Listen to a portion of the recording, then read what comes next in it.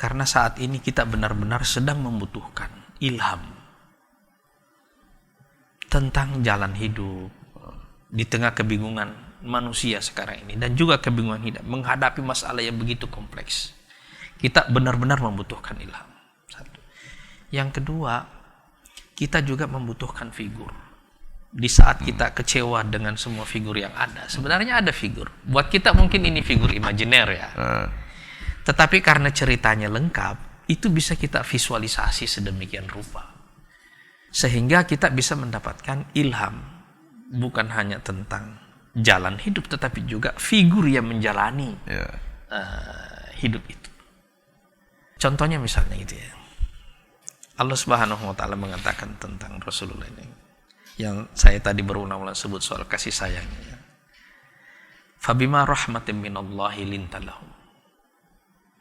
Ya karena dengan rahmat Allah maka engkau menjadi lembut kepada mereka itu.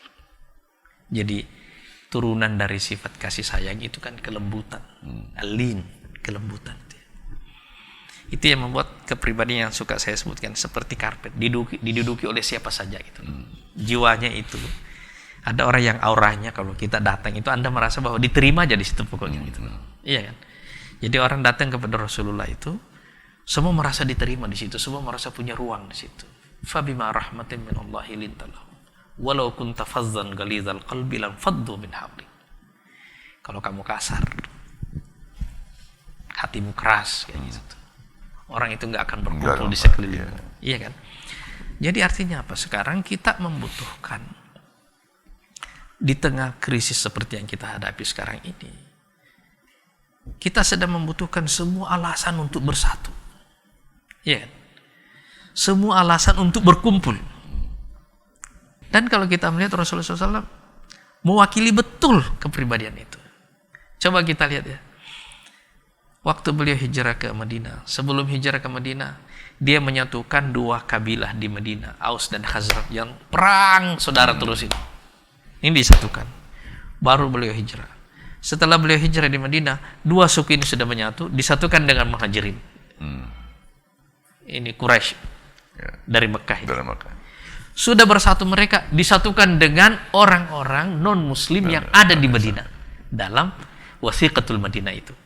Jadi beliau menyatukan, tidak memecah belah gitu. Nah, untuk menyatukan seperti itu, orang perlu dasar kepribadian yang kokoh. Yang intinya itu adalah sifat rahmat itu tadi, sifat kasih sayang itu tadi. Jadi saya misalnya berpikir bahwa dalam situasi kita sekarang di Indonesia, ini satu ilham yang kita perlukan. Kita perlu orang-orang yang bisa menyatukan, bukan memecah belah, apalagi mengambil keuntungan dari pemecah belahan. Iya kan? Atau dari polarisasi itu. Iya kan? Ini satu contoh.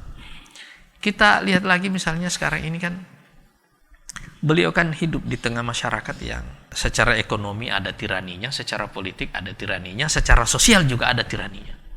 Ada perbudakan, ada orang miskin yang dimarginalkan, ya kan? Jadi baik secara sosial, ekonomi, dan politik ini ada orang semuanya yang lemah, tertindas. Beliau datang dan membebaskan mereka itu. Jadi orang seperti Bilal, Ammar bin Yasir yang tadinya adalah budak-budak semuanya menjadi orang-orang merdeka dan kemudian menjadi pemimpin. Ini kan seperti yang saya sebutkan, ini adalah lucky moment. Momen keberuntungan bagi siapapun yang hadir di masa Rasulullah SAW. Semua dapat manfaat itu. Yang budak jadi merdeka, yang lemah jadi kuat, gitu kan. Semua orang dapat situasinya. Nah, sekarang berarti di tengah ketimpangan sosial sekarang ini, ketimpangan ekonomi yang luar biasa sekarang ini, kan kita membutuhkan bukan hanya peta jalan bagaimana mendekatkan gap itu, tapi juga figur yang pernah melakukan itu dan sukses. Ya kan? Kan dia tidak memberikan begini bantuannya kepada orang yang tidak berdaya ini. Memang ada pemberdayaan yang dilakukan oleh beliau.